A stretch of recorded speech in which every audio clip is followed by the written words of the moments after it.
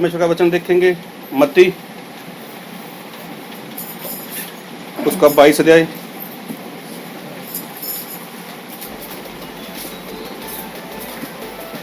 मत्ती 22 अध्याय उसका पढ़ेंगे हम 15 से लेकर 22 तक। तब फरीसियों ने जाकर आपस में विचार किया कि उसको किस प्रकार बातों में फंसाए। सो उन्होंने अपने चेलों को हेरोदियों के साथ उसके पास यह कहने चले भेजा कि हे गुरु, हम जानते हैं कि तू सच्चा है और परमेश्वर का मार्ग सच्चाई से सिखाता है और किसी की परवाह नहीं करता, क्योंकि तू मनुष्य का मुंह देखकर बातें नहीं करता। इसलिए हमें बता, तू क्या समझता है, कैसर को कर देना उचित है कि नहीं? यीशु ने उनकी बुद्धियां जानकर कहा, हे कपटियों, मुझे क्यों करते हो? करता सीखकर मुझे दिखाओ। तब वे उसके पास एक वीणा ले आए। उसने उनसे पूछा, वह मूर्ति और नाम किसका है? उन्होंने उससे कहा, कैसर का। तब उसने उनसे कहा, जो कैसर का है वह कैसर को, और जो परमेश्वर का है वह परमेश्वर को दो। यह सुनकर उन्होंने अचंभा किया और उसे छोड़कर चले गए। सारे बोलो हालेलुया, हालेलुया। ये परमेश्वर का वचन परमेश्वर की आत्मा के द्वारा लिखाया गया है। और प्रभु यीशु मसीह ने कहा, आकाश और पृथ्वी टल जाएंगे पर मेरा वचन कभी नहीं टलेगा। तो हमारे परमेश्वर जिसकी हम आराधना करते हैं, जिसके ऊपर हम विश्वास करते हैं, वो बहुत बड़े परमेश्वर हैं। और बाइबल में उनके बारे में लिखा है कि प्रभु यीशु मसीह वो सर्वज्ञानी परमेश्वर, मतलब सारी बातों का ज्ञान हमारे परमेश्वर को है। वो सर्वशक्तिमान परमेश्वर, मतलब सब कुछ करने की सामर्थ प्रभु यीशु मसीह में है। और प्रभु यीशु मसीह सर्वव्यापी, मतलब एक ही समय हर जगह पर हाजिर रह सकने वाले, वो हमारे परमेश्वर हैं। वो इतने सामर्थी हैं, इतने सर्वशक्तिमान परमेश्वर हैं कि उनके एक शब्द से ये धरती बन गई और उन्होंने बोला कि आकाश बन जा, और आकाश बन गया। मतलब हमारे परमेश्वर जो जो कुछ बोलते गए वो सब कुछ बनता गया। मतलब हमारे परमेश्वर में बहुत बड़ी सामर्थ है। वो सर्वशक्तिमान परमेश्वर है और हम जिसके ऊपर विश्वास करते हैं वो कोई कमजोर नहीं है। जहाँ फिर वो ऐसा नहीं कि आज उनमें शक्ति है, कल उनकी शक्ति, या 2 साल बाद या 5 साल बाद उनकी शक्ति कमजोर हो जाएगी। मतलब हमारे परमेश्वर वो एक जैसे परमेश्वर हैं। हाँ, मतलब वो कभी भी कमजोर होने वाले नहीं है, कभी बूढ़े होने वाले नहीं है। वो सर्वशक्तिमान परमेश्वर हैं। और हमारे परमेश्वर के बारे में लिखा है कि हमारे परमेश्वर वो बहुत बड़े परमेश्वर हैं। और जैसे लिखा है यशायाह उसका 40 अध्याय उसका 12 वचन,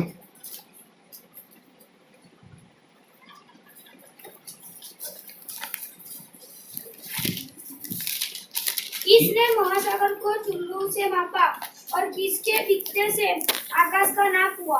हाँ, यहाँ पर लिखा है परमेश्वर की महानता के बारे में कि हमारे परमेश्वर कितने बड़े परमेश्वर हैं।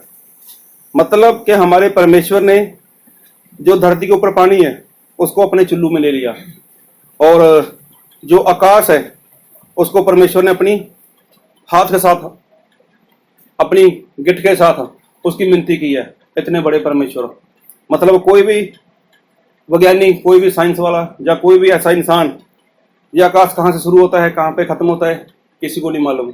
लेकिन हमारे परमेश्वर इतने बड़े हैं कि आकाश को भी अपने हाथ के साथ वो उसकी मिनती कर सकते हैं। फिर आगे, किसने पृथ्वी की मिट्टी को नक्के में भरा और पहाड़ों को तराजू में और पहाड़ियों को कांटे में तोला है? हाँ, मतलब हमारे परमेश्वर इतने बड़े हैं कि धरती के ऊपर जितनी भी धूल है, जितनी मिट्टी है, इसको परमेश्वर ने क्या किया, एक टोपे में भर रखा है। और जितने पहाड़ है इस धरती के ऊपर, सभी को प्रभु यीशु मसीह ने क्या किया है, एक तराजू में उसको, एक तरफ पहाड़ को और दूसरी तरफ उतना ही वेट, मतलब ऐसे पहाड़ को उठा लिया। इतने बड़े परमेश्वर। और सही में हमारे परमेश्वर कोई कमजोर परमेश्वर नहीं है। हमारे परमेश्वर वो सर्वशक्तिमान परमेश्वर है, वो जिंदा परमेश्वर है। और उनके जैसा इस धरती के ऊपर और ना आकाश में और ना पताल में कोई परमेश्वर नहीं है। वो बाइबल में लिखा है कि वो राजाओं के राजा हैं, वो प्रभुओं के प्रभु परमेश्वर हैं। और हमारे परमेश्वर हैं जो हम देखेंगे प्रेरितों का काम उसका 17 अध्याय,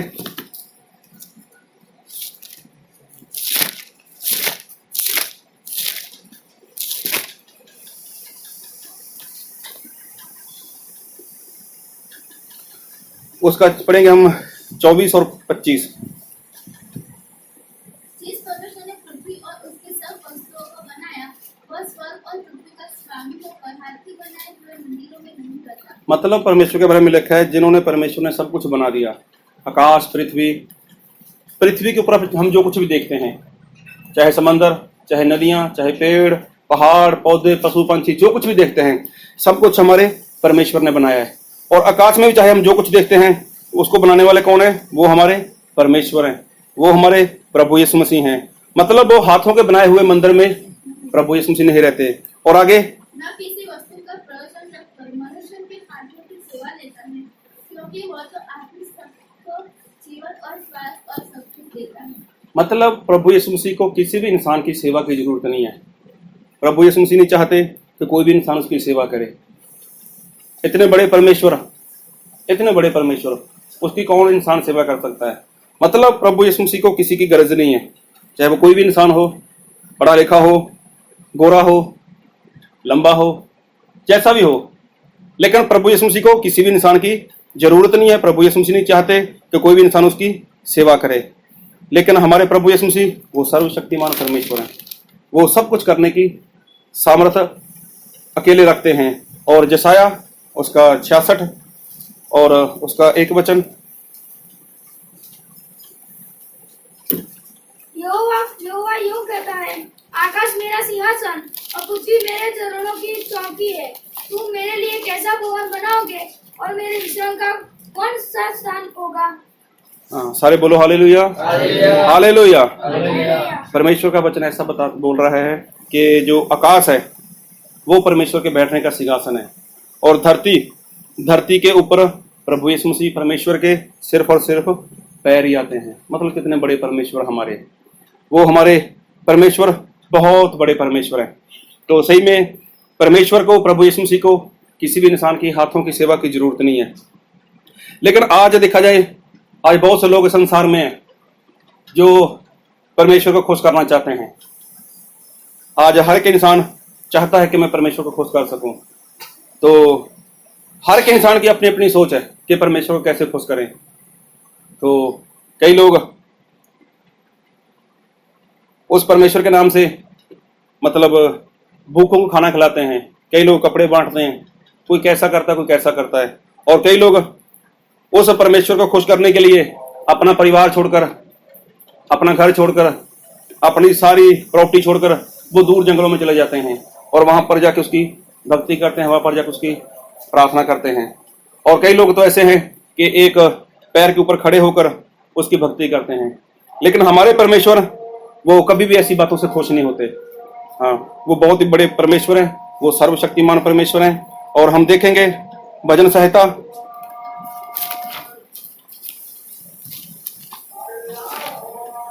उसका 50 अध्याय,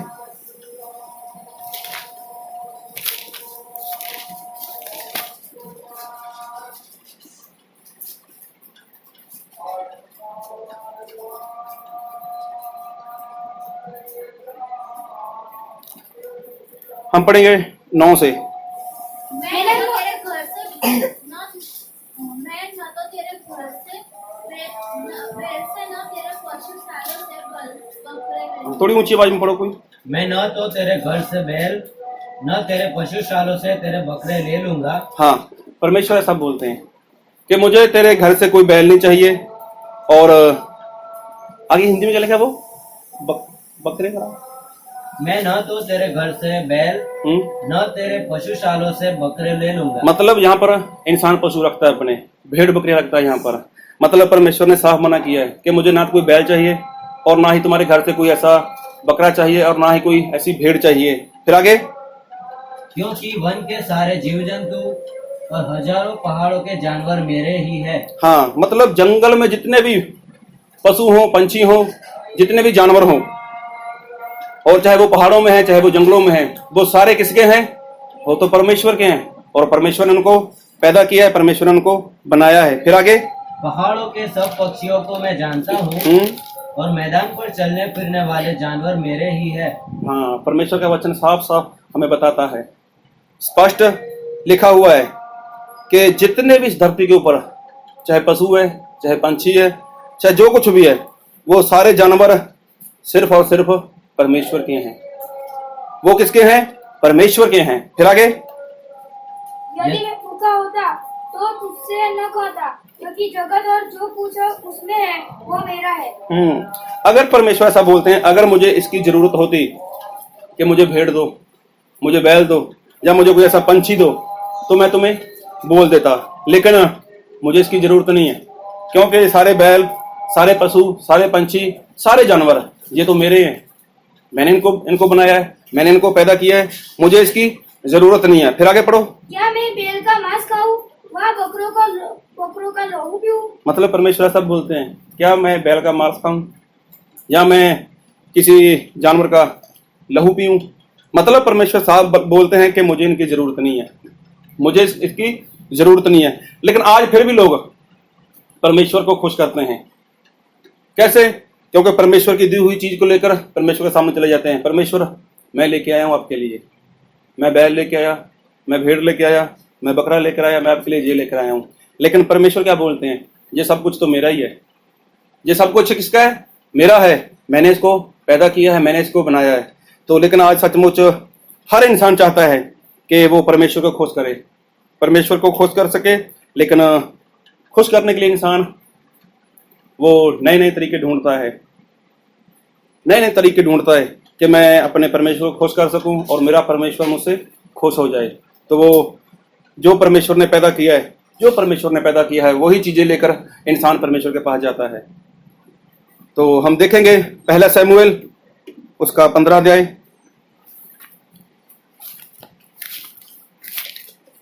जो सो रहे हैं बोलो हालेलुया।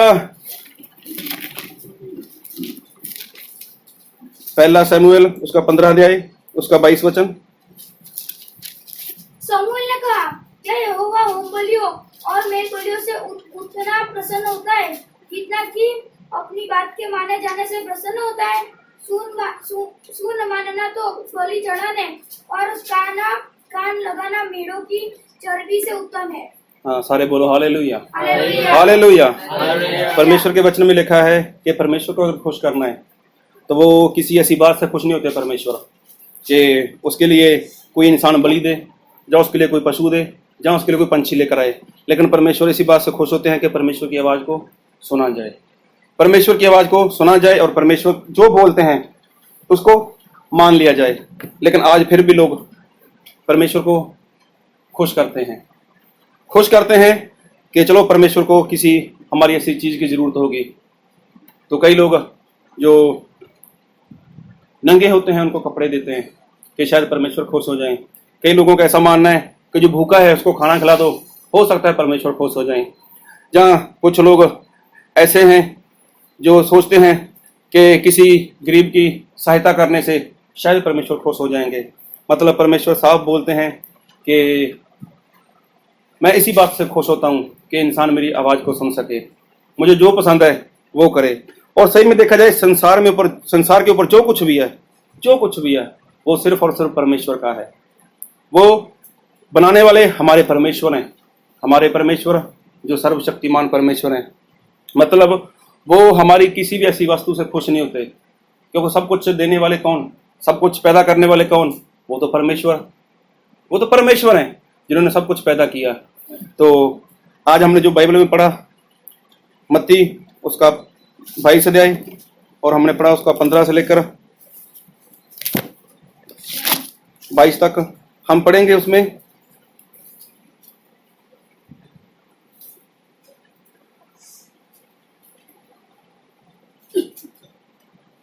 अठारह से पढ़ेंगे। यीशु ने उनकी दुष्टता से कहा, हे कपटियों, मुझे क्यों करते हो?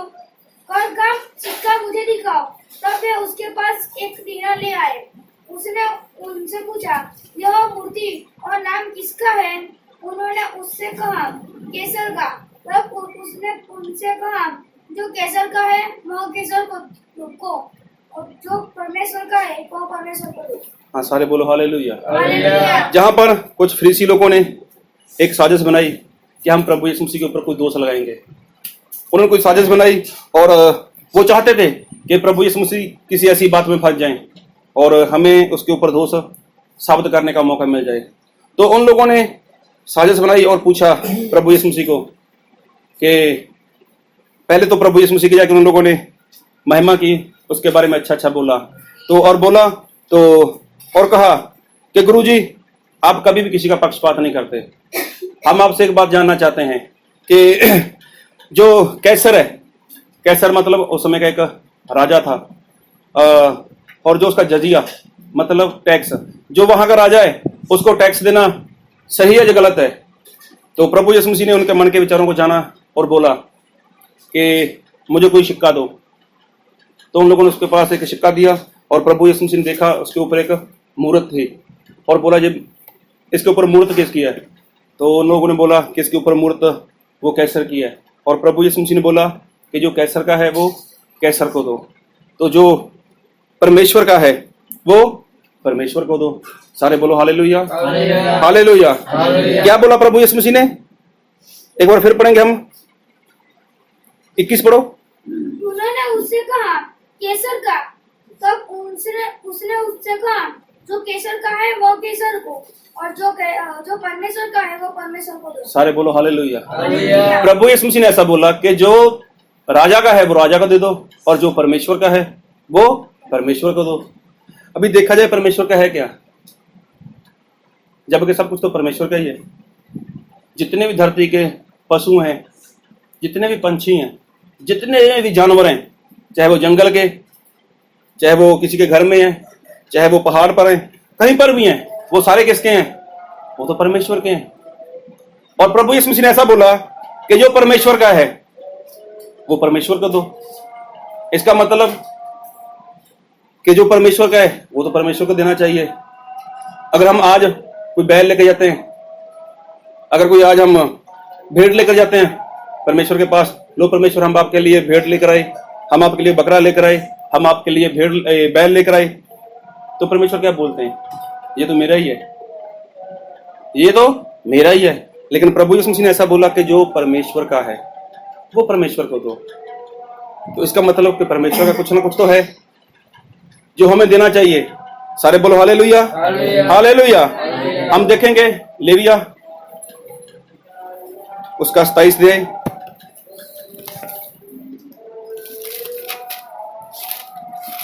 सुना नहीं है किसी ने? 27 अध्याय उसका पढ़ेंगे हम 30 वचन। फिर भूमि की उपज का 10.5 मास, चाहे वह भूमि का बीज हो। शांति से पढ़ो, आराम से ना। फिर भूमि की उपज का 10.5 मास, चाहे वह भूमि का बीज हो, चाहे वृक्ष का फल, वह यहोवा ही का है, वह यहोवा के लिए पवित्र है। सारे बोलो हालेलुया हालेलुया। यहाँ पर लिखा है कि जो धरती का दशमांश है, धरती का क्या है? दशमांश। वो चाहे वो तो धरती का है, चाहे वो बीज का है, तो चाहे वो आपके खेत का है, चाहे किसी पेड़ का है, मतलब वो किसका है? सारे बोलो हालेलुया। वो किसका है? वो परमेश्वर का है, परमेश्वर का है। और परमेश्वर के लिए क्या है? वो पवित्र है। परमेश्वर के लिए वो पवित्र है। और सही में देखा जाए शरीर का मतलब जो धरती का दशमांश है, मतलब परमेश्वर का जो 2 घंटा 24 मिनट है, परमेश्वर हमको 24 घंटे देते हैं, उसका दशमांश बनता है 2 घंटे 24 मिनट। और एक बात है वहां पर, एक बार फिर पढ़ो। फिर भूमि की उपज का सारा दशमांश। हाँ, भूमि की मतलब भूमि से मतलब मिट्टी से जो बना है, मिट्टी से तो इंसान भी बना है, उसका भी दशमांश बनता है। फिर आगे, चाहे वो भूमि का बीज हो, चाहे वृक्ष का फल, वह यहोवा ही का है, वह यहोवा के लिए पवित्र ठहरे। मतलब वो यहोवा का है, वो यहोवा के लिए पवित्र ठहरे। सारे बोलो हालेलुया। वचन को बहुत ध्यान से सुनना। भूमि का बीज मतलब इंसान है, वो कहाँ से बना? वो तो भूमि से बना, मिट्टी से बना, उसका दशमांश। और फिर जो इंसान का खेत है, जो उसके मतलब खेत है, खेत में जितना भी उसका फल है उसका भी दशमांश। वो किसका है? वो तो परमेश्वर का है, परमेश्वर का दशमांश है। और परमेश्वर के लिए क्या है? वो पवित्र है। वो किसका है? परमेश्वर का है। मतलब परमेश्वर ने ऐसा नहीं बोला कि वो दशमांश मुझे दो, परमेश्वर ने ऐसा नहीं बोला कि वो मुझे दो। वो क्या बोलते हैं कि वो तो मेरा है, मेरा है। अभी परमेश्वर का कैसे है हम देखेंगे। व्यवस्था सार, पुनर्नियम उसका 8 अध्याय उसका 18 वचन। परंतु तू अपने परमेश्वर यहोवा को स्मरण रखना, क्योंकि वही है जो तुझे संपत्ति प्राप्त करने का सामर्थ्य इसीलिए देता है कि जो वाचा उसने तेरे पूर्वजों से शपथ खाकर बांधी थी उसको पूरा करे, जैसा आज प्रकट है। सारे बोलो हालेलुया, हालेलुया। जहाँ पर ऐसा लिखा है कि जो हमारे परमेश्वर हैं वो इंसान को बल देते हैं। हाँ, पंजाबी में ऐसा लिखा है कि वो परमेश्वर को बल देते हैं। बल देते हैं मतलब ताकत देते हैं। किस लिए? कि वो धन कमा सके, मतलब वो कमाई कर सके। हाँ, कमाई समझते हो ना आप लोग? हाँ, परमेश्वर ने अकल दी इंसान को, परमेश्वर ने इंसान को समझ दी, बुद्धि दी, तंदुरुस्ती दी। किस लिए दी? कि वो क्या कर सके? धन इकट्ठा कर सके, कमाई कर सके, रुपया पैसा वो कमाई कर सके। अभी कमाई कर सके उसके लिए परमेश्वर ने क्या दिया? उसको अकल दी, उसको बुद्धि दी, उसको समझ दी। मतलब परमेश्वर ने कुछ दिया इंसान को। किस लिए? कि तू अब कुछ कर, काम धंधा कर, कोई जॉब कर। उसके लिए मैं तुझे क्या देता हूं? तुझे मैं तंदुरुस्ती देता हूं, तुझे मैं अकल देता हूं, तुझे मैं बुद्धि देता हूं, तुझे मैं समझ देता हूं कि जब तू काम करे तो उसके बदले में क्या करना है? जो उसका दशमांश है, उसका दशमांश वो क्या है? वो मुझे देना है। परमेश्वर ने ऐसा नहीं बोला कि वो मुझे दो, परमेश्वर ने क्या बोला? कि वो मेरा है। वचन को ध्यान से सुनना, सभी अपना ध्यान बनाए रखना। परमेश्वर ने ऐसा बोला कि मैं तुझे अकल देता हूं, मैं तुझे बुद्धि देता हूं। तू घर से बाहर जाएगा, मैं तुझे तंदुरुस्ती देता हूं। तू जाएगा जहां पर काम करता है, वहां पर जाएगा, वहां पर मैं तुझे समझ दूंगा कि काम को किस तरह से करना है। उसके बदले में 90% मतलब 90% वो तुम्हारे हैं, लेकिन जो 10% है वो तो मेरा है, वो तो मेरे लिए पवित्र है। मतलब परमेश्वर हमें कुछ दे रहे हैं। क्या दे रहे हैं? अकल दे रहे हैं, बुद्धि दे रहे हैं, समझ दे रहे हैं। किस लिए? कि हम काम कर सकें। एक बार फिर पढ़ो अल्पेश भाई। परंतु तू अपने परमेश्वर यहोवा को स्मरण रखना, क्योंकि वही है जो तुझे संपत्ति प्राप्त करने का सामर्थ्य। हाँ, संपत्ति मतलब धन प्राप्त करने का क्या देता है? सामर्थ्य देता है। अभी बहुत से लोग क्या बोलते हैं कि मैंने अपनी अकल से, अपनी बुद्धि से, अपने ज्ञान से इतनी संपत्ति इकट्ठी की है। अगर परमेश्वर ना दे किसी को, परमेश्वर किसी को तंदुरुस्ती ना दे, तो क्या वो इंसान बिस्तर से उठ पाएगा? बिस्तर से उठकर कहीं चला जाएगा जॉब करने के लिए? भले उसके पास जितना भी ज्ञान है, अगर परमेश्वर उसको तंदुरुस्ती नहीं देता तो क्या इंसान उठकर चला जाएगा कहीं पे? वो तो नहीं जा सकता। लेकिन परमेश्वर का वचन को फिर पढ़ो। परंतु तू अपने परमेश्वर यहोवा को स्मरण रखना, नहीं 18 पढ़ो। हाँ, क्योंकि वही है जो तुझे संपत्ति प्राप्त करने का सामर्थ्य इसीलिए देता है। हाँ, कि जो वाचा उसने तेरे पूर्वजों से शपथ खाकर बांधी थी उसको पूरा करे। मतलब परमेश्वर इंसान को सामर्थ्य देते हैं। किस लिए? कि वो संपत्ति इकट्ठी कर सके, उसको जो कमाई है उसको कर सके। उसके लिए परमेश्वर ने क्या दिया? उसको सामर्थ्य दिया। उसके लिए परमेश्वर ने क्या दिया? उसको अकल दी। उसके लिए परमेश्वर ने क्या दिया? उसको बुद्धि दी। मतलब परमेश्वर ने दिया। अभी एक ऐसा इंसान था, पिछले दिनों में पंजाब में किसी से मेरी बात हुई, तो वो भाई साहब बता रहे थे कि एक मेरा पार्टनर है, मतलब उसके पास कुछ तजुर्बा था कोई काम करने का, लेकिन उसके पास तजुर्बा था और उसके पास पैसा नहीं था। अब जो भाई साहब मेरे को बता रहे हैं, वो मेरे को बता रहे हैं कि मेरे पास पैसा था। तो वो भाई साहब मेरे पास आए और उन्होंने मेरे को बोला, देख मेरे पास तजुर्बा है, मेरे पास तजुर्बा है, तो तुम्हारे पास पैसा है, तुम अपना पैसा डाल दो बिजनेस में, मैं अपना तजुर्बा लगाता हूं, तो बदले में हमारा क्या होगा? 50-50 होगा। सारे बोलो हालेलुया। मतलब कि बदले में क्या करेंगे? हम 50-50 करेंगे। हमारा जो भी प्रॉफिट रहेगा हम क्या करेंगे? उसको आधा आधा कर लेंगे। लेकिन परमेश्वर क्या बोलते हैं? कि मैं तुझे अकल देता हूं, मैं तुझे तंदुरुस्ती देता हूं, मैं तुझे बुद्धि देता हूं, मैं तुझे समझ देता हूं, मैं तुझे सामर्थ्य देता हूं, ताकि तुम क्या करो? कमाई कर सको।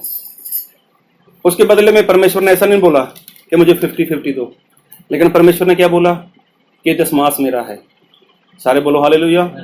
समझ आ रहे हैं सभी को? दशमास किसका है? वो तो परमेश्वर का है। और परमेश्वर के लिए क्या है? वो पवित्र। अभी देखो इतने बड़े परमेश्वर जिन्होंने आकाश बना दिया, जिन्होंने पृथ्वी बनाई, और जो परमेश्वर बोलते हैं कि धरती के ऊपर जो कुछ भी है, हम जो कुछ भी देखते हैं, जो कुछ भी देख रहे हैं, ये सब कुछ बनाने वाले कौन है? वो तो परमेश्वर है। क्या परमेश्वर को हमारे दशमास की जरूरत है? सारे बोलो हालेलुया। क्या परमेश्वर को हमारे दशमास की जरूरत है? और हम देखेंगे पहला कुरिन्थिया उसका 10 अध्याय उसका 26 वचन। क्योंकि पृथ्वी और उसकी भरपूरी प्रभु की है। हाँ, यहाँ पर साफ साफ लिखा है कि जो पृथ्वी है और उसके ऊपर जो कुछ भी भरा हुआ है वो सब कुछ किसका है? परमेश्वर। वो तो परमेश्वर का है। इसका मतलब कि जितना कुछ भी हम देखते हैं धरती के ऊपर वो सब कुछ किसका है? परमेश्वर का है। तो क्या परमेश्वर को हमारे दशमास की जरूरत है? लेकिन प्रभु यीशु मसीह ने क्या बोला कि जो कैसर का है, जो राजे का है, वो राजा को दो, और जो परमेश्वर का है वो परमेश्वर को दो। दशमास परमेश्वर को चाहिए, परमेश्वर को दशमास नहीं चाहिए। उन्होंने ऐसा बोला ही नहीं है कि दशमास मुझे दो। उन्होंने क्या बोला है कि दशमास वो तो मेरा है, और मेरे लिए क्या है? मेरे लिए पवित्र है। सारे बोलो हालेलुया। अपना ध्यान बनाए रखना, सारे लोग अपना ध्यान बनाए रखना। जब परमेश्वर ने सब कुछ बनाया, धरती के ऊपर जो कुछ भी है वो तो हमारे परमेश्वर का है, तो उनको दशमास की जरूरत है? उनको दशमास की जरूरत नहीं है। परमेश्वर को दशमास की जरूरत नहीं है, लेकिन फिर भी परमेश्वर बोलते हैं कि दशमास है जो वो मेरा है। वो दशमास किसका है? वो तो परमेश्वर का है। परमेश्वर का कैसे है? परमेश्वर अकल देते हैं, परमेश्वर समझ देते हैं, परमेश्वर बुद्धि देते हैं, वो ज्ञान देते हैं कि तुम लोग काम करो, तुम अपना कारोबार करो, तुम अपना बिजनेस करो, कोई अपनी नौकरी करे। तो उसके बाद मैंने तुमको ये सब कुछ दिया, और बदले में वो ऐसा नहीं बोलते कि 10वां हिस्सा मुझे दो। वो मांगते नहीं है, वो बोलते हैं वो तो मेरा है, वो मेरा है। मतलब अगर दो जन कोई इंसान पार्टनर हैं, उनका दोनों का एक ही बिजनेस है, अगर उनको उसमें से 100 रुपए का मुनाफा हुआ, तो जो दूसरा साथी है वो कभी उसके पास ऐसा नहीं जाएगा बोलने के लिए कि भैया अपना जो आज 100 रुपए का मुनाफा हुआ है वो मुझे दे दो 50 रुपए। वो ऐसा नहीं बोलेगा, वो तो उसका हक है, वो उसका क्या है? वो उसका हक है। और परमेश्वर ऐसा बोलते हैं कि वो दशमास है, वो मेरा है। सारे बोलो हालेलुया। मतलब परमेश्वर का दशमास है, जबकि परमेश्वर को जरूरत नहीं है। इस बात की परमेश्वर को जरूरत नहीं है। अगर परमेश्वर को जरूरत नहीं है तो हम देखेंगे पहला कुरिन्थिया उसका 9 अध्याय उसका पढ़ेंगे हम 13 वचन। क्या तुम नहीं जानते कि जो पवित्र वस्तुओं की सेवा करते हैं एक मंदिर में से खाते हैं? एक बार फिर पढ़ो 13। क्या तुम नहीं जानते कि जो पवित्र वस्तुओं की सेवा करते हैं जो मंदिर में से खाते हैं, और जो वेदी की सेवा करते हैं वे वेदी के साथ भागी होते हैं? सारे बोलो हालेलुया। जहाँ पर ऐसा लिखा है कि जो मंदिर की सेवा करते हैं वो कहाँ से खाते हैं? वो कहाँ से खाते हैं? वो तो वहीं से खाएंगे जहाँ पे वो सेवा करते हैं। और इजराइल के 12 गोत्र थे, 12 गोत्र में परमेश्वर ने लेवी को चुना था, और लेवी में से परमेश्वर ने याजक ठहराए थे, और याजकों को परमेश्वर ने काम दिया था कि क्या ये मेरी वेदी की क्या करेंगे? उसकी देखभाल करेंगे। हाँ, उसके ऊपर जो कुछ भी रहेगा उनसे गुजारा किसका होगा? हम देखेंगे व्यवस्था पुनर्निर्णय उसका 18 अध्याय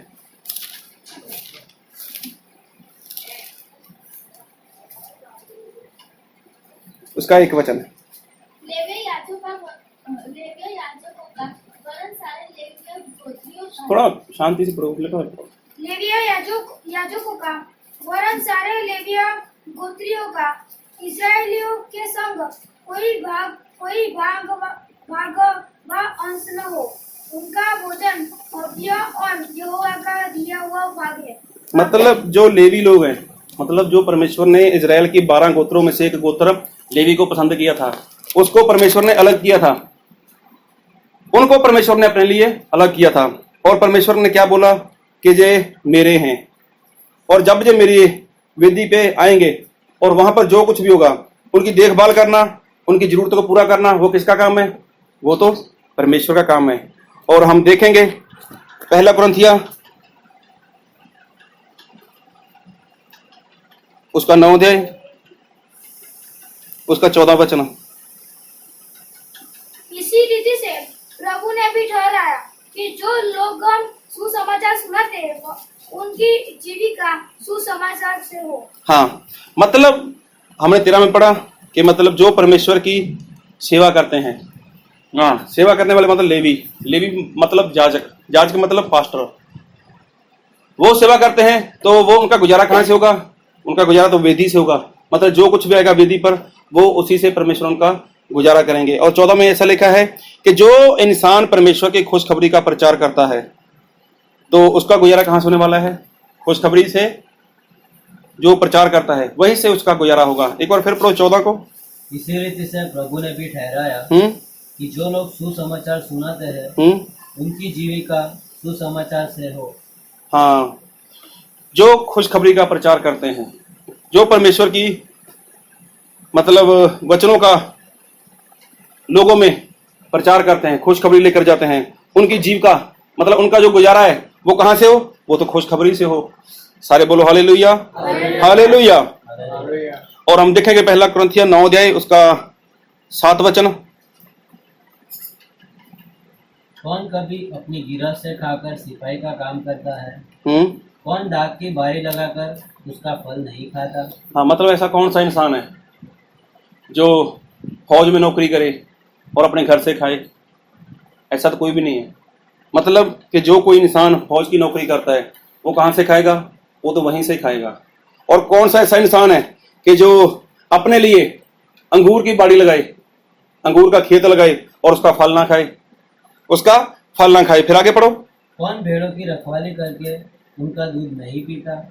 मतलब ऐसा कौन सा इंसान है कि उसके पास बहुत सारी भेड़ें हो, उनकी वो देखभाल करे, उनकी रखवाली करे, उनको वो चराए और उनका दूध ना पिए? ऐसा कौन सा इंसान है?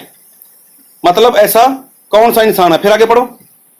क्या मैं ये बातें मनुष्य ही की रीति पर बोलता हूँ? क्या व्यवस्था भी यही नहीं कहती? क्योंकि मूसा की व्यवस्था में लिखा है कि दाएं में चलते हुए बैल का मुंह न बांधना। क्या परमेश्वर बैलों की चिंता करता है? हाँ, सारे बोलो हालेलुया। सो गए सारे बोलो हालेलुया। मतलब ऐसा लिखा है कि जब कोई बैल काम करता है, जब खेत में काम करता है तो उसके मुंह को, जब उसको खाने की जरूरत है तो उसके मुंह को बांध मत। और हमारे लिखा छिकली, आपके यहाँ पे क्या शब्द है हिंदी में? मुंह के ऊपर। हाँ, क्योंकि मूसा की व्यवस्था में लिखा है कि दाएं में चलते हुए बैल का मुंह न बांधना। मतलब मुंह मत बांध उसका।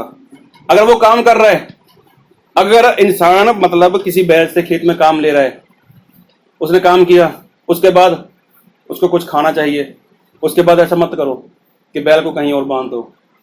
उससे काम ले रहे हो तो उसको खाना भी चाहिए। सारे बोलो हालेलुया। अभी फिर परमेश्वर का वचन क्या बोलता है? क्या परमेश्वर, हाँ फिर आगे, हाँ, हमारे लिए ही लिखा गया। मतलब नहीं, वो आगे भी क्या परमेश्वर बैलों की चिंता करते हैं? मतलब ये सवाल है क्या?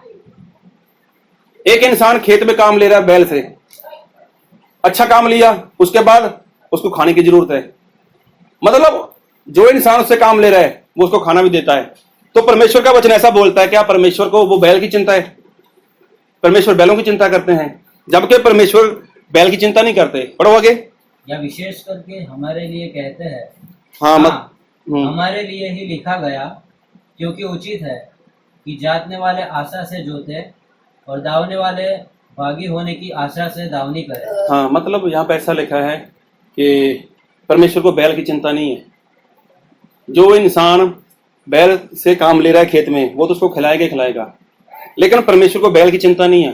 परमेश्वर किसकी बात कर रहे हैं? वो तो अपने दास लोगों के बारे में बात कर रहे हैं। जो परमेश्वर का काम सच्चाई के साथ, ईमानदारी के साथ कर रहे हैं, परमेश्वर तो उनके बारे में बोल रहे हैं। परमेश्वर उनके बारे में बोल रहे हैं कि ऐसा कौन सा इंसान है जो फौज की नौकरी कर रहा हो और अपने पास से खाए, जैसा कौन सा इंसान है जिसने दाख की बाड़ी लगाई हो और उसका फल ना खाए, जिसके पास बहुत सारी भेड़ें हो और उसका दूध ना पिए।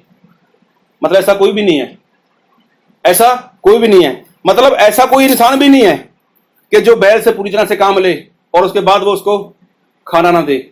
मतलब परमेश्वर हमारे बैल की चिंता नहीं करते। वो किसके बारे में बोल रहे हैं? वो तो अपने दास लोगों के बारे में बोल रहे हैं। कौन से दास लोगों के बारे में? जिनको परमेश्वर ने अपने लिए चुना है, परमेश्वर ने अपने लिए पसंद किया है। पढ़ो आगे फिर। तो जबकि हमने तुम्हारे लिए आत्मिक वस्तुएं बोई, तो क्या यह कोई बड़ी बात है कि तुम्हारी शारीरिक वस्तुओं की फसल काटे? हाँ, जहाँ पर साफ लिखा है कि जो परमेश्वर का दास है, जो आत्मा सच्चाई से चलता है, आत्मा सच्चाई से सिखाता है, जो परमेश्वर के वचनों को ईमानदारी के साथ मानता है और मानने का दूसरों को सिखाता भी है, उसके बारे में लिखा है कि अगर वो इंसान हमारे लिए आत्मिक पदार्थ बोता है, आत्मिक पदार्थ हमारे लिए बोता है, तो क्या उसको जरूरत नहीं है? फिर एक बार फिर पढ़ो इसको 11। तो जबकि हमने तुम्हारे लिए आत्मिक वस्तुएं बोई। हाँ, जब एक परमेश्वर का दास हमारे लिए आत्मिक पदार्थ, आत्मिक वस्तुएं हमारे लिए वो बोता है, फिर तो क्या ये कोई बड़ी बात है कि तुम्हारी शारीरिक वस्तुओं की फसल काटे? मतलब कि ये कोई बड़ी बात है कि उसकी जो शारीरिक जरूरतें हैं, जो घर की जरूरतें हैं, वो हमारे से पूरी हो जाएं? ये कोई बड़ी बात है? मतलब एक परमेश्वर का दास अगर हमें सही से सिखा रहा है, सही से परमेश्वर के वचन सिखाकर हमें स्वर्ग के लिए तैयार कर रहा है, तो अगर वो आत्मा के द्वारा सिखा रहा है, आत्मा के द्वारा चल रहा है, तो अगर हमें तैयार कर रहा है आत्मा के लिए, स्वर्ग के लिए हमें तैयार कर रहा है, तो क्या ये कोई बड़ी बात है कि हमारे जरिए उसकी जो शरीर की वस्तुएं, जो घर की जरूरतें हैं, वो पूरी हो जाएं? ये कोई बड़ी बात नहीं है। मतलब वो ऐसा कर सकता है क्योंकि परमेश्वर का दास ऐसा बोलता है। 2 कुरिन्थियों उसका 12 अध्याय उसका 13 वचन। तुम कौन सी बात में और कलीसियों से कम थे? केवल इसमें कि मैंने तुम पर अपना भार न रखा। मेरा यह अन्याय क्षमा करो। हाँ, जहां पर साफ लिखा है परमेश्वर का दास ऐसा बोलता है कि मैं चाहता तुम लोगों के पास अगर बोल सकता था, देखो मैं तुम्हारे लिए इतनी मेहनत करता हूं, मैं तुम्हारे लिए आत्मिक पदार्थ बोल रहा हूं, मैं तुम्हें स्वर्ग के लिए तैयार कर रहा हूं, मैं अपने घर की जरूरतें पूरी करना चाहता हूं। अगर मैं चाहता तो ऐसा बोल सकता था, ऐसा मैं चाहता तो ऐसा मैं बोल सकता था, लेकिन मैं ऐसा बोलता नहीं हूं। क्यों? क्योंकि मेरा क्या लिखा है? मेरा धर्म क्या? मेरा यह अन्याय क्षमा करो। मतलब ये मेरा अन्याय परमेश्वर क्षमा करे। अगर परमेश्वर का दास किसी को ऐसा बोलता है कि मैं तुम्हारे लिए इतना कर रहा हूं, मैं इतनी दूर से आया हूं, मैं इतना तुम्हारे लिए कर रहा हूं, अगर वो ऐसा बोलता है तो वो उसके लिए गलत नहीं है, वो उसके लिए गलत नहीं है, लेकिन वो फिर भी नहीं बोलता। अगर वो नहीं बोलता, मतलब अगर वो बोलता है तो ये पाप नहीं है। अगर वो नहीं बोलता तो ये क्या लिखा है? को न्याय, मेरा यह अन्याय क्षमा। अन्याय मतलब मेरा अधर्म, मतलब ये पाप है अगर वो नहीं बोलता। लेकिन वो नहीं बोलता तो ये पाप परमेश्वर उसको क्षमा करे। फिर पढ़ो एक बार क्या लिखा है तुम्हारा? तुम कौन सी बात में और कलीसियाओं से कम थे? केवल इसमें कि मैंने तुम पर अपना भार न रखा। मतलब मैंने तुम पर अपना भार न रखा। भार, हाँ फिर आगे। मेरा यह अन्याय क्षमा करो। मेरा ये अन्याय क्षमा करो। मतलब परमेश्वर का दास चाहे तो वो किसी को बोल सकता है कि देखो मैं तुम्हारे लिए इतनी मेहनत कर रहा हूँ, मैं इतना कुछ तुम्हारे लिए कर रहा हूँ, और मेरी जो जरूरतें हैं वो मेरी जरूरतें कहाँ से पूरी होनी चाहिए? वो तो तुमसे पूरी होनी चाहिए। क्योंकि लिखा है बाइबल में कि ऐसा कौन सा इंसान है जिसके पास भेड़ हो और वो भेड़ का दूध ना पिए? ऐसा कौन सा इंसान है जो अंगूर का बाग लगाए और उसका फल ना खाए? ऐसा कौन सा इंसान है जो फौज की नौकरी करे और वो अपने घर से खाना खाए? ऐसा कोई नहीं है। और ये परमेश्वर के दास के बारे में लिखा है कि जब एक इंसान खेत में बैल से काम ले रहा है, वो उसको खाना देता है, उसको खिलाता है कि आगे से उसके लिए उसको कुछ वहां से आशा हो। लेकिन परमेश्वर के दास के बारे में लिखा है कि परमेश्वर को बैल की चिंता नहीं है। परमेश्वर किसके बारे में बात करते हैं? वो तो अपने दास के बारे में बात करते हैं। किसके बारे में? जिसको परमेश्वर ने अपने लिए अलग किया है। 12 गोत्रों में से लेवी को अलग किया, और लेवी के लिए क्या बोला परमेश्वर ने? ये मेरे हैं, इनका भाग अब इजराइल में नहीं है, ये लोग मेरे हैं, और इनकी देखभाल करना वो मेरा काम है। वो क्या है? वो मेरा काम है। अगर परमेश्वर ने इंसान को तंदुरुस्ती दी, परमेश्वर ने इंसान को अकल दी, बुद्धि दी, समझ दी, ज्ञान दिया, किस लिए? कि जाकर तुम काम करो, तुम काम करो, और बदले में क्या करना है? बदले में क्या करना है? सारे बोलो हालेलुया। तुम जो कमाई करते हो, जो पैसा इकट्ठा करते हो, और बदले में उसका क्या करना है? दशमांश। वो क्या करना है? वो तो मेरा है। मतलब कि हमारे परमेश्वर को हमारे दशमांश की जरूरत नहीं है। हमारे परमेश्वर को हमारे दशमांश की जरूरत नहीं है। तो परमेश्वर ने जो दशमांश ठहरा रखा है, वो किसके लिए ठहराया हुआ है? अपने सेवक के लिए। चलो, यहां पर कितने लोग शादीशुदा बैठे हैं? यहां पर काफी हैं। चलो, जितने भी हो। अच्छा, मैं एक बात पूछना चाहता हूं। अगर आपके घर का गुजारा हो, एक महीने का कितना खर्च आता है? जो शादीशुदा हैं, कोई बात नहीं, बोलो, मैं सवाल कर रहा हूं। एक है, एक महीने का 10,000। 10,000 पूरा पड़ जाता है। बच्चों की पढ़ाई लिखाई, कहीं जाना आना, कोई रिश्तेदार आ गया, सब कुछ हो जाता है। ऐसा बोलो, कोई बात नहीं, मैं लेने वाला नहीं हूं आप लोगों से पैसा। हाँ, जब मैं दे के जाने वाला नहीं हूं, मैं बात कर रहा हूं कि जो शादीशुदा लोग हैं, आपका नॉर्मल कितना खर्चा हो जाता है एक महीने में? 15,000, 20,000, 25,000, 30, जो भी लगता है आपको। मेरे भाई, मैं इनकम टैक्स में नहीं हूं।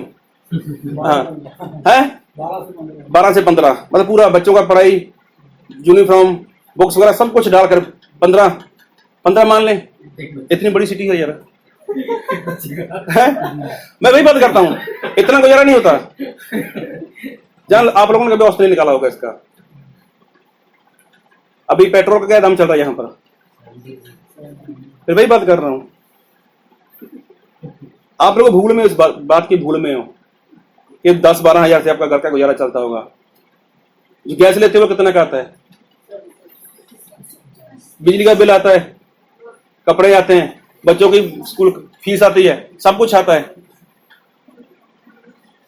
चलो, कोई भी बोलो, कितना आता होगा मिनिमम? 20 से 25 हजार मान के चलें। 20 से 25 हजार मान के चलें। अलग अलग लोगों के अलग होता है। हाँ, किसी का खुद का घर, उसका किराया नहीं होता, किसी के पास एक गाड़ी, उसका एक। हाँ, देखो, अभी वही बात है। चलो, ज्यादा नहीं, 20 हजार मान के चलते हैं एक नॉर्मल फैमिली का। एक घर में नॉर्मल फैमिली का कितना? 20 हजार मान के चलें।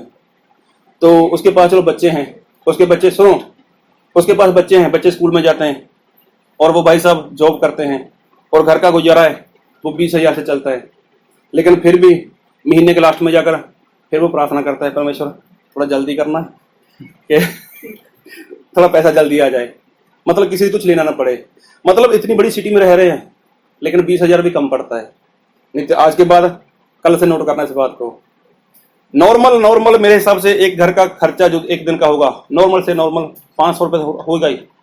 मतलब सिर्फ और सिर्फ किचन का खर्चा है, जो दूध भी लाना होता है। मतलब सिटी में तो हर चीज खरीद के लाते हो आप लोग, जो भी है। चलो खैर, हम बात करें 20 से 25 हजार रुपये एक महीने का खर्चा।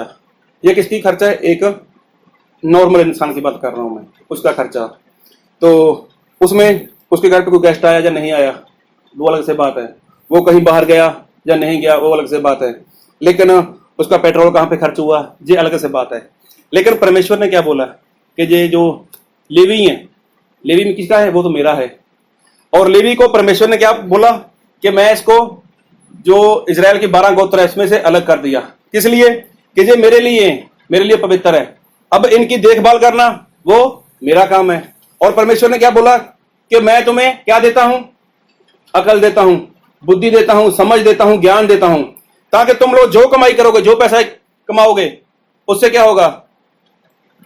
जो तुम्हारे पास आएगा, हाँ, उसका 90%, मतलब 90%। अगर आप लोगों ने 1,000 रुपया कमाया है, उसमें से 900 रुपया अपने पास रखो, और 100 रुपया किसका है? वो वो किसका है? परमेश्वर का। सारे बोलो हालेलुया। हालेलुया। वो 100 रुपया किसका है? परमेश्वर का। सारे बोलो, हालेलुया। सारे बोलो किसका है? वो परमेश्वर का। परमेश्वर का है। किसी पास्टर का है? हैं? किसी सेवक का है? नहीं। वो परमेश्वर के ना तो सेवक का है और ना ही किसी पास्टर का है, लेकिन वो है किसका? वो तो परमेश्वर का है। क्या परमेश्वर को जरूरत है आपके 100 रुपए की? परमेश्वर को 100 रुपए की जरूरत नहीं है। हालेलुया। हालेलुया। परमेश्वर को किसी भी इंसान के 100 रुपए की या 500 रुपए की जरूरत नहीं है, लेकिन परमेश्वर ने वो किसके लिए ठहरा रखा है? वो अपने दास के लिए। अभी देखा जाए दास तो बहुत हैं परमेश्वर के। परमेश्वर के दास तो बहुत हैं। आज 200-250 रुपए में बाइबल मिल जाता है। प्रार्थना करते हैं लोग। मैं भी पास्टर हूं, मैं भी सेवक हूं। ऐसा होता है कि मैं भी पास्टर हूं, मैं भी सेवक हूं, लेकिन सही में सेवक कौन है? जो परमेश्वर का काम करता है। हो सकता है अगर हम पुराने नियम में देखते हैं, जो याजक हैं उनके बारे में काफी कुछ देखने को मिलता है। उसके बारे में तो काफी कुछ सीखने को मिलता है कि उसके लिए क्या होता, मतलब वो अपनी मतलब जितनी उसके पास संगत है उसके लिए क्या करे? वो प्रार्थना करे, उसके लिए वो प्रार्थना करे और सभी के लिए वो विनती करे परमेश्वर के आगे। मतलब जिस घर की जो जरूरत है, जो समस्या है, उसके लिए वो क्या करे? प्रार्थना करे। अब जो सेवक, जो परमेश्वर का दास प्रार्थना करेगा, अगर उसके पास फर्ज करो उसके पास 50 घर हैं, 50 घर में ज्यादा नहीं तो 4-4 लोग हैं, कितने लोग हो गए? 200 लोग हो गए। अभी 200 लोगों के लिए प्रार्थना करनी है तो कितना समय जाएगा उस सेवक का? अगर ज्यादा नहीं 2 मिनट के लिए प्रार्थना करें एक जन के लिए, कितना मिनट हो गया? 400 मिनट हो गया। भाई 400 मिनट के लिए कितने घंटे चले गए? फिर प्रार्थना करनी है, फिर उनके साथ मुलाकात करनी है। मतलब अगर ऐसा सेवक, ऐसा दास परमेश्वर के लिए चल रहा है तो वो फिर क्या कोई जॉब कर पाएगा? कोई नौकरी करेगा? ना तो वो नौकरी करेगा। उस हिसाब से अगर वो नौकरी नहीं करेगा, अगर वो जॉब नहीं करेगा, तो बच्चे तो उसके भी हैं, बीवी तो उसकी भी है। तो फिर क्या होगा? जब बीवी उसको छोड़कर भाग जाएगी फिर तो ऐसा ही होगा। अगर ऐसा होता है उसके साथ तो फिर वो परमेश्वर की सेवा नहीं कर पाएगा। लोग क्या बोलेंगे? वो लोग क्या बोलेंगे उसके बारे में? मतलब परमेश्वर ने ऐसा बोल रखा है कि मैं तुम्हें क्या देता हूं? आशीष देता हूं, मैं तुम्हें तंदुरुस्ती देता हूं, मैं तुम्हें अकल देता हूं, समझ देता हूं, ज्ञान देता हूं कि तुम लोग क्या करो? काम करो। और बदले में जो 10% है, जो दशमांश है, वो तो मेरा है और मुझे तुम्हारे दशमांश की जरूरत नहीं है। सब कुछ देने वाला मैं हूं, सब कुछ देने वाला मैं हूं। लेकिन जो मेरी सेवा कर रहा है वो कहां से खाएगा?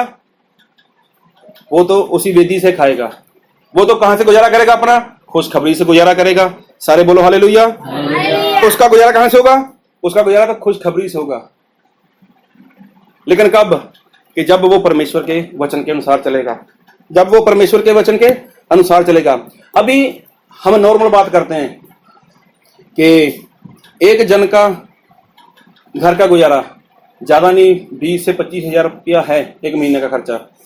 उसमें उसका पेट्रोल हम नहीं डाल रहे, उसका कहीं बाहर आना जाना हम नहीं डाल रहे। तो एक जो सेवक है, अगर उसके बारे में देखें, वो तो हर रोज कहीं ना कहीं जाता है प्रार्थना के लिए, किसी न किसी के पास मिलने के लिए जाता रहता है। तो उसके कौन सा खुद का पेट्रोल पंप है? उसको पेट्रोल चाहिए। फिर घर में बच्चों के लिए उनकी जरूरतें हैं, फिर पत्नी की जरूरतें हैं, और सबसे बड़ी बात कि उसके घर पे कोई ना कोई आया गया रहता है। अभी किसी को चाय ना पिलाओ तो क्या सोचेगा? और कैसा सेवक है? 1400 किलोमीटर से गया था चाय तक नहीं पिलाया पास्टर साहब ने, है? मतलब सभी के लिए कुछ ना कुछ देखना पड़ता है। हम अपने घर का एस्टिमेट लगाते हैं कि मेरे घर में आज 1.5 किलो दूध चला गया। अगर ऐसे जन किसी सेवक के घर पे 4 जन आ जाएं, अगर ज्यादा नहीं तो 200-200 ग्राम उसमें दूध डाल दें चाय में, तो उसका दूध तो काफी चला गया। फिर मतलब मैं ऐसा नहीं बोलना चाहता, मतलब जो भी है, अगर हमारे घर का खर्चा है, हमारे बच्चों की पढ़ाई लिखाई है, हमारे बच्चों को यूनिफॉर्म चाहिए, हमारे बच्चों को कॉपी किताब चाहिए, हमारे घर में किचन है, वहां पर भी गैस चलता है, वहां पर सब कुछ होता है, तो जो एक सेवक है उसके लिए फिर वो अपना गुजारा कहां से करेगा? ऐसा बहुत बार होता है, मैंने देखा है पंजाब में कि बहुत से लोग सेवा कर रहे हैं, लेकिन साथ में उन लोगों ने अपना अपना बिजनेस शुरू कर लिया है। तो जब कोई उनसे मुलाकात करते हैं, जब कोई पूछता है आप क्या करते हो, बोलते मैं पास्टर हूँ, मैं सेवा करता हूँ, और फिर एक मेरा साइड बिजनेस है, मैं साइड में ये काम करता हूँ। ये सब कुछ क्यों होता है? क्योंकि जो उनका गुजारा है वो सही ढंग से हो नहीं पा रहा है। इसका ये मतलब नहीं कि परमेश्वर उनका गुजारा नहीं कर पाते, परमेश्वर उनका गुजारा कर सकते हैं। और गुजारा कहाँ से करेंगे परमेश्वर? वो तो उसी कलीसिया से करेंगे, उसी भीड़ से करेंगे, उसी भीड़ से करेंगे जिनकी वो सेवक देखभाल करता है। और क्या बोला परमेश्वर के वचन में लिखा पढ़ा हमने कि ऐसा कौन सा इंसान है जिसके पास भेड़ हो और वो भेड़ का दूध ना पिए। मतलब अगर सेवक के पास भेड़े हैं तो उनकी देखभाल कर रहा है, तो उसका हक है क्या कि वो उसका दूध पिए, अपनी जरूरतें वहां से पूरी कर सके। और ज्यादातर लोगों का मानना क्या है कि ये सारा जो दशमांश था ये पुराने नियम की आज्ञा थी, और नए नियम में कहीं पर ऐसा नहीं लिखा हुआ। सारे बोलो हालेलुया, हालेलुया, जोर से बोलो हाँ। ज्यादातर लोग ऐसा बोलते हैं कि ये सिर्फ और सिर्फ मलाकी तक था, और मलाकी वो पुराने नियम की किताब है, और उसमें ऐसा लिखा है कि बस जो दशमांश है वो मेरे मोती खाने में लेकर आओ। मतलब नए नियम में कहीं पर नहीं लिखा, लेकिन ऐसा नहीं है। बाइबल में हम देखेंगे मत्ती उसका 23 अध्याय उसका 23 वचन। हे कपटी शास्त्रियों और फरीसियों, तुम पर हाय, तुम पुदीने और सौंफ और जीरे का 10वां अंश देते हो, परंतु तुमने व्यवस्था की गंभीर बातों को अर्थात न्याय और दया और विश्वास को छोड़ दिया है। चाहिए था कि इन्हें भी करते रहते और उन्हें भी न छोड़ते। सारे बोलो हालेलुया, जो सो रहे हैं बोलो हालेलुया। यहाँ पर ऐसा लिखा है कि प्रभु यीशु मसीह बोलते हैं कि हे कपटी ग्रंथी और फरीसियों, तुम पर अफसोस है। अफसोस किस बात का है कि तुम पुदीने का और सौंफ का और जीरे का क्या निकालते हो? दशमांश निकालते हो। कोई बात को ध्यान से सुनना, यहां पर लिखा है कि तुम इन बातों का क्या निकालते हो? दशमांश। किसका? पुदीना। पुदीना कहां से आता है? वो तो खेत से आता है। फिर क्या लिखा है? सौंफ। वो कहां से आता है? वो भी तो खेत से आता है। फिर जीरा, वो भी तो खेत से आता है। मतलब इसका क्या करते हो? दशमांश निकालते हो। और जो व्यवस्था की गहरी बातें हैं, जो गहरे वचन हैं, उनको क्या कर दिया तुम लोगों ने? छोड़ दिया। लेकिन तुम्हें चाहिए था क्या? पढ़ो, चाहिए था, तुम्हें चाहिए था कि इन्हें भी करते रहते हाँ। और उन्हें भी न छोड़ते। मतलब इन्हें भी करते रहते। किसको करते रहते? कि जो दशमांश निकालते हो उसको भी निकालते रहते। लेकिन आज बहुत सी जगह पर देखने को मिलता है, सुनने को मिलता है कि ये पुराने नियम की आज्ञा थी। आज के बाद हम लोगों ने क्या कर दिया? दशमांश देना बंद कर दिया, क्योंकि हमको कहीं से सीखने को मिला है कि दशमांश पुराने नियम की आज्ञा थी। लेकिन प्रभु यीशु मसीह साफ साफ बोलते हैं। एक बार फिर पढ़ो पिछले इसको। हे कपटी शास्त्रियों हाँ, और फरीसियों, हे कपटी शास्त्रियों और फरीसियों, तुम पर हाय, तुम पर अफसोस है इस बात का। तुम पुदीने और सौंफ हाँ। और जीरे का 10वां अंश देते हो। हाँ, मतलब तुम इसका दशमांश तो देते हो। जो तुम लोग खेत से पैदा करते हो, जो भी अनाज पैदा करते हो, उसका दशमांश तो देते हो, लेकिन परंतु तुमने व्यवस्था की गंभीर बातें, मतलब जो वचन की गहरे बातें हैं, यानी न्याय, हाँ, जो न्याय, दया और विश्वास, हाँ, उसको छोड़ दिया है। हाँ, मतलब इसको छोड़ बैठे हो। जो न्याय परमेश्वर करने वाले हैं उसको छोड़ बैठे हो, और जो दया करनी चाहिए थी उसको छोड़ बैठे हो, और जो विश्वास परमेश्वर ने बना के रखना था उसको छोड़ बैठे हो। फिर और चाहिए था हाँ कि इन्हें भी करते रहते, मतलब इसको भी करते। क्या करते? जो परमेश्वर न्याय करेंगे उसको याद रखते, दया वो करते, और जो विश्वास था उसको भी बनाकर रखते अपने विश्वास को। फिर और उन्हें भी न छोड़ते, मतलब उसको भी ना छोड़ते। किसको ना छोड़ते? जो दशमांश देते हो। ये प्रभु यीशु मसीह ने खुद बोला है। क्या बोला है? कि जो दशमांश है वो तुम्हें देना चाहिए था। लेकिन आज बहुत सारे लोग ऐसा बोलते हैं कि जो दशमांश है वो पुराने नियम की आज्ञा है, वो नए नियम में नहीं लिखा हुआ। लेकिन बाइबल में ऐसा लिखा है कि प्रभु यीशु मसीह ने ऐसा बोला है कि इसको भी करते और उसको भी ना छोड़ते। मतलब कि अगर एक घर का गुजारा 20-25 हज़ार से चलता है, तो जो रब के सेवक हैं, जो रब के दास हैं, जिनके पास कोई जॉब नहीं है, जो अपना सब कुछ छोड़कर प्रभु यीशु मसीह के पीछे चल रहे हैं, उनका घर का गुजारा भी है, उनके बीवी बच्चे हैं, उनके घर में कोई आता जाता है, वो भी लोगों को मिलने के लिए कहीं जाते हैं, लेकिन उनका गुजारा कहाँ से हो गई? अगर वो अपना सब कुछ परमेश्वर की सेवा करें या फिर अपने परिवार की देखभाल करें, अगर वो परमेश्वर की सेवा करते हैं तो वो फिर अपना काम धंधा छोड़ देंगे। अगर वो अपना काम धंधा साथ लेकर चलते हैं तो वो परमेश्वर की सेवा नहीं करेंगे। चलो मैं अपने एक छोटी सी बात बताता हूँ कि जब मैं आया था विश्वास में, तब मैं कहीं पर जॉब कर रहा था। एक बार क्या हुआ कि मेरे को कहीं से फोन आ गया कि प्रार्थना के लिए जाना है। तो मैं फिर किसी ऑफिसर के पास चला गया। मैंने बोला सर मैंने कहीं जाना प्रार्थना के लिए। तो बोले जाओ प्रार्थना करो या जॉब करो। मैंने बोला सर मैं जॉब बाद में कर लूँगा, पहले प्रार्थना जरूरी है मेरे लिए। तो बोला ऐसे नहीं चलेगा। तो मैं चलो वहाँ से निकल गया। एक दो बार फिर ऐसा हुआ मेरे साथ। फिर मैंने सोचा यार ये तो रुकावट आ रही है मेरे लिए, जहाँ मैं जॉब कर सकता हूँ, जहाँ मैं परमेश्वर की सेवा कर सकता हूँ। मतलब परमेश्वर ने कोई ऐसी योजना बनाई मेरे लिए कि मुझे वो जॉब छोड़नी पड़ेगी। मैं ऐसा नहीं बोलता कि मेरे लिए करो, लेकिन अगर जो परमेश्वर का वचन सच्चाई के साथ लेकर जा रहा है, कहीं भी लेकर जा रहा है, जहाँ तो वो परमेश्वर की सेवा करेगा, जहाँ फिर वो अपने परिवार की देखभाल करेगा। लेकिन परमेश्वर ने क्या बोला लेवी के लिए, जो याजक है मतलब पास्टर के लिए, कि तुम्हारी जो देखभाल है, तुम्हारी जो जिम्मेवारी है वो मेरी है, वो मेरी है। और हम देखेंगे पहला कुरिन्थिया उसका 9 अध्याय उसका 14 वचन पढ़ो। इसी रीति से प्रभु ने भी ठहराया कि जो लोग सुसमाचार सुनाते हैं उनकी जीविका सुसमाचार से हो। मतलब जो परमेश्वर की खुशखबरी लेकर जाते हैं, जो परमेश्वर के काम करते हैं, तो उनका गुजारा है वो कहाँ से हो? वो तो उसी से होना चाहिए, वो उसी से होना चाहिए। और हम देखेंगे गलातिया उसका 6 अध्याय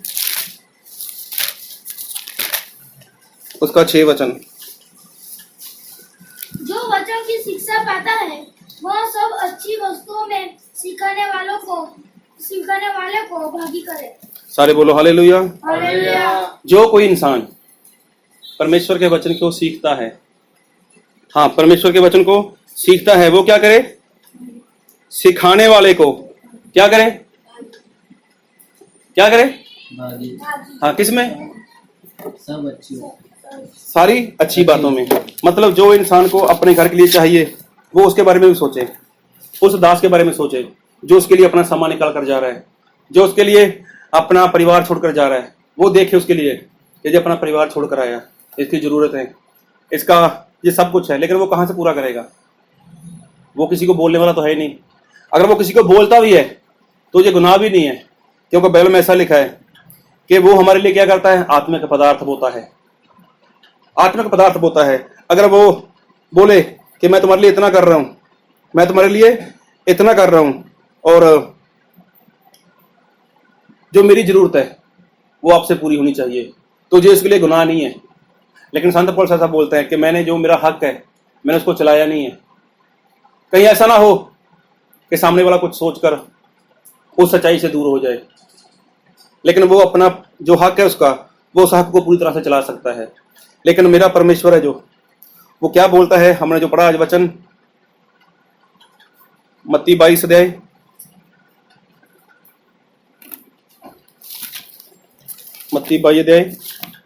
और उसका 21 वचन पढ़ो। उन्होंने उससे कहा केसर का। तब उसने उनसे कहा जो केसर का है वो केसर को, और जो परमेश्वर का है वो परमेश्वर को दो। सारे बोलो हालेलुया हालेलुया हालेलुया। जहां पर जब वो लोग आए उन्होंने पूछा कि प्रभु जी आप अच्छे हो, उसकी प्रभु यीशु मसीह की तारीफ की और बोला क्या जो राजा है उसको टैक्स देना जरूरी है या नहीं? तो प्रभु यीशु मसीह ने ऐसा बोला जो राजा का है वो राजा का दो, और जो परमेश्वर का है वो परमेश्वर को दो। परमेश्वर ने क्या बोला? जो दशमांश है वो क्या है? वो मेरा है, वो मेरा है। मतलब जो परमेश्वर का काम करता है, जो परमेश्वर का काम करता है सच्चाई के साथ, ईमानदारी के साथ, परमेश्वर ने दशमांश किसके लिए रखा हुआ है? किसके लिए रखा है? वो अपने सेवक के लिए रखा है। और मैं बात कर रहा था, अगर किसी इंसान के घर का एक दिन का खर्चा अगर 500 रुपये आए, अगर एक दिन का 500 रुपये खर्चा है, तो एक महीने का 15,000 हो गया। अगर एक सेवक के पास ज़्यादा नहीं तो अगर 50 घर हैं और 50 घर में अगर उसके पास कुछ ऐसे लोग हैं, कोई 200 कमाई करता है या कोई 300 करता है, कोई 500 करता है, अगर वो पूरी सच्चाई के साथ, पूरी ईमानदारी के साथ, मतलब जो परमेश्वर का है परमेश्वर को दें, मतलब जो परमेश्वर का दास है उसके पास लेकर आएँ, तो उस हिसाब से उसका गुजारा है जो कितना भी हो, चाहे उसका एक दिन का 1,000 रुपये खर्च है, चाहे उसका एक दिन का 1,200 रुपये खर्च है, चाहे 500 खर्च है, मतलब उस दास का गुजारा अच्छे से चलेगा, क्योंकि उसके बच्चे हैं, उसकी बीवी है, उसके पास जो घर है उसमें आने जाने वाले लोग हैं, और सभी का गुजारा कहाँ से होने वाला है, वो तो उसी जो परमेश्वर की खुशखबरी है वहीं से होने वाला है। और अगर उसके पास ऐसे परिवार 20 हैं जो हर रोज का 300 रुपये कमाई करते हैं, 300 रुपये कमाई करते हैं, और उसका जो भी दशमांश लेकर आते हैं वो परमेश्वर के पास लेकर आते हैं, और परमेश्वर ऐसे जन को बताता है कि ये मेरा दास है, इसके पास लेकर जाओ, और जब वो उसके पास आता है तो परमेश्वर उसके बदले में उनको बहुत सारी आशीष देते हैं, क्योंकि वो क्या है, वो परमेश्वर का दास है। और परमेश्वर ने क्या बोला कि जो कैसर का है, मतलब जो राजा का है वो राजा को दो, और जो परमेश्वर का है वो परमेश्वर को दो। इसका मतलब ये नहीं कि हमारे परमेश्वर को हमारे दशमांश की जरूरत है, हमारे परमेश्वर को हमारे दशमांश की जरूरत नहीं है। और परमेश्वर ने क्या बोला है, जो मेरा सेवक है, हाँ परमेश्वर ने ऐसा बोला कि जो इजराइल की 12 गोत्र थी उनमें से लेवी को परमेश्वर ने अलग किया, मतलब जे लेवी लोग मेरे हैं और मेरे लिए क्या है, वो पवित्र हैं, इनकी देखभाल करनी, इनकी जिम्मेवारी अब मेरी है। और वो जिम्मेवारी कहाँ से पूरी होगी, मतलब जितने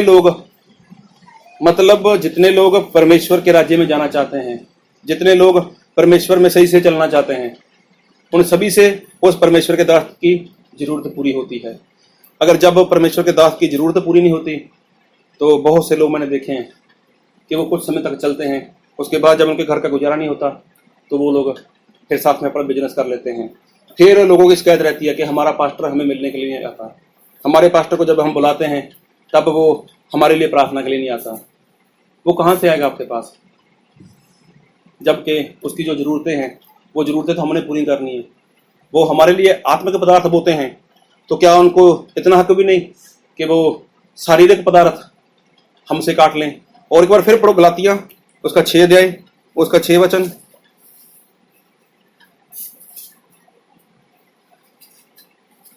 जो जो वचन वचन की की शिक्षा पाता है वह सब अच्छी वस्तुओं में सिखाने वाले को भागी करे।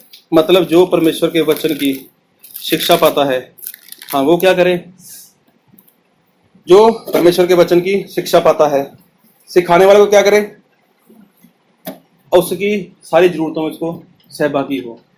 मतलब जितना हम कर सकते हैं हम उतना ही करेंगे जितना परमेश्वर हमारे लिए करेगा। मतलब परमेश्वर हमें तंदुरुस्ती देते हैं, परमेश्वर हमें आशीष देते हैं, परमेश्वर हमें अकल देते हैं ताकि हम काम कर सकें। और परमेश्वर ने क्या बोला कि जो तुम कमाई करते हो उसका 90% अपने पास रखो। अगर 1,000 रुपये कमाया है तो उसका 900 अपने पास रखो, और उसका जो 100 रुपया है वो मेरा है। मतलब मेरे सेवक का है, मेरे दास का है।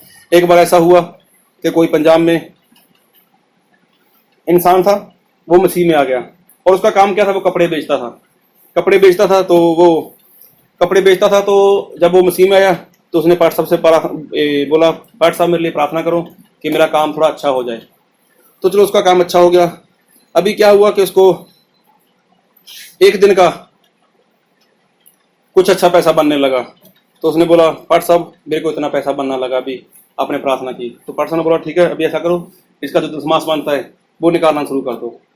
उसने दशमांश निकालना शुरू कर दिया। जब उसने दशमांश निकाला तो परमेश्वर ने उसको और आशीष दी। तो परमेश्वर के दास ने इसके लिए फिर प्रार्थना की, उसका कारोबार फिर बढ़ गया। अभी वो क्या हुआ, एक दिन का 2,000 कमाने लग गया। उसको 200 निकालना बहुत आसान लग रहा था। फिर परमेश्वर को आशीष देते गए, फिर उसका 3,000 हो गया, फिर 300 निकालना शुरू कर दिया, फिर ऐसे 4,000, फिर 400 निकालना शुरू कर दिया। ऐसे करते करते उसकी जो इनकम थी वो 10,000 के पास चली गई। तो 10,000 का कितना निकालना था, 1,000। अब क्या हुआ, जब वो 1,000 निकालता था तो फिर उसका दिल धक धक करने लगा। वो पास्टर साहब के पास चला गया, बोले पाठ साहब, जब शुरू शुरू में मैंने ना प्रार्थना कराई थी, तो जब मैं 200 निकालता था तो मुझे बहुत अच्छा लगता था। मुझे 200 देने में बहुत आसानी लगती थी। फिर 300 के साथ ऐसा हुआ, मैं बहुत आसानी के साथ दे सकता था। तो लेकिन अब जब मैं 1000 निकालता हूँ तो मेरा दिल धक धक करता है। तो पाठ साहब ने बोला कोई बात नहीं, इसमें कौन सी बड़ी बात है, तुम्हारा जो दिल धक धक करता है उसको हम रोक देते हैं अभी। बोले क्या करोगे? बोला प्रार्थना करता हूँ कि परमेश्वर आपको फिर वहीं पर ले आए कि आप 200 निकाल सको। बोला ना ना ना पाठ साहब, ऐसी प्रार्थना मत करना मेरे लिए। मतलब ऐसी प्रार्थना मेरे लिए मत करना। मतलब देने वाले कौन है? वो तो हमारे परमेश्वर हैं। अगर हम अपने परमेश्वर के लिए खर्च करते हैं, हम किसी पास्टर के लिए, इंसान के लिए नहीं करते। परमेश्वर ने बोला है कि मैं तुम्हें अकल देता हूँ, मैं तुम्हें तंदुरुस्ती देता हूँ, मैं तुम्हें बुद्धि देता हूँ, ताकि तुम क्या करो, काम कर सको। जब तुम काम करोगे तो उसका जो भी बनता है तो वो किसके लिए है? वो मेरे सेवक के लिए है, क्योंकि परमेश्वर ने अपने सेवक को पसंद किया हुआ है। परमेश्वर ने बोला है कि अपना काम धंधा छोड़, तेरी देखभाल करना वो मेरा काम है। तो जब परमेश्वर अपने सेवक के लिए इतना सोच सकते हैं तो क्या वो हमारे लिए नहीं सोचेंगे? वो हमारे लिए भी सोचते हैं। हमारे लिए किस लिए सोचेंगे? क्योंकि जो उसका सेवक है, जो सेवक उसका प्रचार करता है, जो सेवक उसकी सेवा करता है, तो उसका गुजारा तो उसकी संगत से होने वाला है। तो संगत से तभी होगा ना जब संगत के पास कुछ होगा। तो इसलिए परमेश्वर दोनों का अच्छा करेंगे, वो कोई भी हो, कैसा भी हो। अगर परमेश्वर में बने रहना है, अगर परमेश्वर में चलना है, तो हमें और कुछ नहीं, जो परमेश्वर का है सिर्फ वही परमेश्वर का दो। परमेश्वर का कुछ और नहीं, वो तो परमेश्वर का दशमांश है। दशमांश एक तो कमाई का, जो हम कमाई करते हैं, और एक दशमांश है जो हमारी शरीर का, जो परमेश्वर ने बोला है, वो भी हमारा दशमांश है। अगर हम वो नहीं देते, खाली रुपया पैसा दे रहे हैं, तो भी कोई फायदा नहीं। अगर हम खाली शरीर का दशमांश दे रहे हैं, अगर वो नहीं कर रहे, तो वो भी हमारे लिए कोई फायदा नहीं है। अगर करना है तो पूरा ही करना पड़ेगा, क्योंकि बाइबल में ऐसा लिखा है कि हम, अगर कोई भी इंसान अगर परमेश्वर की सारी आज्ञा को मानता है, अगर एक को नहीं मानता, तो वो उसमें दोषी है। हमें दोषी नहीं बनना। हमें क्या करना है? परमेश्वर की सारी आज्ञा को मानना है। परमेश्वर की सारी आज्ञा को मानना है, और सारी आज्ञा वो हमारे लिए है, हमारे लिए सारी आज्ञा है। और परमेश्वर ने अपने दास के लिए यही बोला है कि तुम्हारी देखभाल करना वो मेरा काम है। मेरा काम मतलब कि परमेश्वर अपने दास का गुजारा करते हैं। सही में परमेश्वर को हमारे दशमांश की जरूरत नहीं है। जरूरत परमेश्वर को किसी के रुपए पैसे की जरूरत नहीं है। लेकिन परमेश्वर ने क्या बोला है कि जो मेरा सेवक है, जो मेरा दास है, उसका गुजारा होगा। वो उसके गुजारे के लिए बोल रहे हैं कि जो दशमांश है वो मेरा है। नहीं तो परमेश्वर ने सब कुछ बनाया है। परमेश्वर चाहे तो कहीं से भी उसके लिए कर सकता है। अगर इजराइल के बारे में देखें तो वहां पर कौन उनको देने गया था दशमांश? कोई भी देने को नहीं गया था। लेकिन परमेश्वर का वचन ऐसा बोलता है कि जो तुम्हारे लिए आत्मिक पदार्थ बोता है, तो उसका फर्ज है पूरी तरह से, उसका हक है पूरी तरह से कि वो तुम्हारे शरीर के पदार्थ काट ले। मतलब बोल सकता है तुम लोगों को कि तुम लोग, तुम्हारे लिए मैं इतना कर रहा हूं और तुम मेरे लिए इतना करो। वो कर सकता है, लेकिन संत पौलुस बोलता है कि मैं ऐसा नहीं करता। मेरा ये अधर्म परमेश्वर मुझे क्षमा करे। उसका हक है पूरी तरह से कि वो बोल सकता है। लेकिन नहीं, हमारे परमेश्वर यही चाहते हैं कि जो परमेश्वर का है वो परमेश्वर को दो, जो परमेश्वर का है वो परमेश्वर को दो, और जो राजा का है वो राजा को दो। मतलब जो टैक्स बनता है गवर्नमेंट का, वो गवर्नमेंट को देना चाहिए, और जो परमेश्वर का है वो परमेश्वर को देना चाहिए। और कोई ऐसा ना सोचे कि कल से ऐसा करेंगे और दशमांश देने से हम स्वर्ग में चले जाएंगे, तो ऐसा भी नहीं हो सकता। मतलब परमेश्वर के वचन की आज्ञाकारी करनी है, उसके अनुसार चलना है, उसके अनुसार जीवन जीना है। जब ऐसा करेंगे, ऐसा करते करते हम विश्वास में बढ़ेंगे और हम स्वर्ग में जा सकते हैं। कहीं ऐसा हो भी चलो कल से पास्टर को खुश कर देंगे, परमेश्वर को खुश करके दशमांश देकर, और हम स्वर्ग में चले जाएंगे, तो दशमांश के साथ कोई स्वर्ग में नहीं जाने वाला। इस बात का ध्यान रखना। अब हम सभी लोग अपनी आंखें बंद करें, अपने सरों को झुकाएं, अपनी आंखें बंद रखेंगे।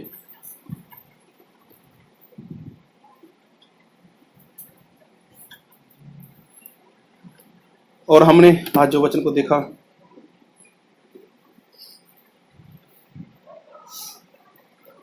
हमने आज परमेश्वर के वचन में से जो भी देखा उसके ऊपर मन लगाएंगे। सचमुच हमारे परमेश्वर वो सर्वशक्तिमान परमेश्वर हैं। परमेश्वर ने ऐसा नहीं बोला कि दशमांश मुझे दो। परमेश्वर ने ऐसा बोला कि वो मेरा है। और प्रभु यीशु मसीह ने ऐसा बोला कि जो परमेश्वर का है वो परमेश्वर को दो। परमेश्वर किसी के रुपए पैसे से खुश नहीं होने वाले। मैं परमेश्वर के लिए क्या कर रहा हूं? मैंने परमेश्वर के लिए कितना किया? क्या मैं परमेश्वर को लूट रहा हूं? क्या मैं परमेश्वर से ठगी मार रहा हूं कि जो परमेश्वर का बनता है वो मैं परमेश्वर को नहीं दे रहा? मैं अपने घर के गुजारे के लिए क्या सोचता हूं, लेकिन जो मेरे लिए, मेरी आत्मा के लिए इतना कुछ कर रहा है, उसका परिवार, उसका बाहर आना जाना, उसके बीवी बच्चे, उनकी देखभाल, वो कहां से होने वाली है? परमेश्वर का वचन बोलता है कि वो तो हमसे पूरी होगी। क्या आज मैं उस सेवक को, उस दास को जो मेरे लिए आत्मिक पदार्थ बोता है, क्या उसको हक है कि वो मुझसे अपने शरीर की जरूरतें पूरी कर सके? अगर आज तक मैं ऐसा नहीं कर पाया तो आज हमें जरूरत है कि हम उस परमेश्वर के वचन के साथ एक मन एक चित्त हो जाएं और आज हम उस परमेश्वर के वचन को अपने जीवन में स्थान दें। आज से जो भी परमेश्वर का है वो परमेश्वर को दें। अगर हम परमेश्वर को देंगे तो परमेश्वर हमें तंदुरुस्ती देंगे, परमेश्वर हमें बुद्धि देंगे, अकल देंगे, ज्ञान देंगे, समझ देंगे, ताकि हम संपत्ति इकट्ठी कर सकें, ताकि हम काम धंधा कर सकें, और उससे जो भी होगा वो हमारे परमेश्वर की महिमा होगी। इस वचन को हम मान सकें, उसके लिए परमेश्वर सभी को बल दे, सामर्थ्य दे, शक्ति दे। Thank you lord, thank you ji.